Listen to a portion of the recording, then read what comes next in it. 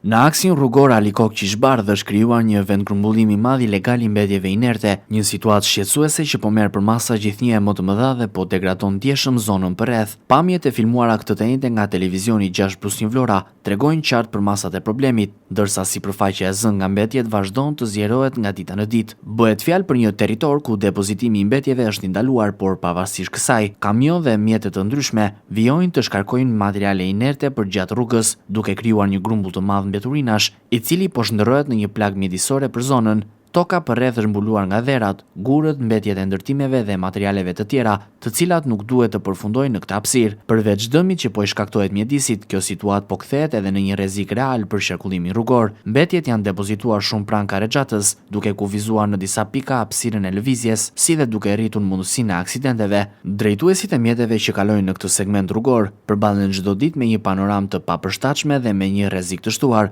Vendgrumbullimi ilegal është krijuar gradualisht dhe mungesa e kontrolleve ka bërë që depozitimet të vazhdojnë pa asnjë pengesë. Duke qenë se kjo zonë ndodhet në territorin administrativ të Bashkisë së Vlorës, përgjegjësia për evidentimin dhe ndëshkimin e shkelësve bie mbi strukturat e policisë bashkiake, si dhe institucionet e tjera përgjegjëse për mbrojtjen e territorit. Këto struktura duhet të identifikojnë personat apo subjektet të cilat depozitojnë mbetje inerte në mënyrë të palishme, të vendosin masat administrative, si dhe të ndalojnë menjëherë vijimin e shkarkimeve në këtë hapësirë. Nëse situata nuk frenohet në kohë, sipërfaqja e prekur mund të zgjerohet edhe më tej, duke e kthyer zonën në një pikë të përhershme depozitimit të mbetjeve.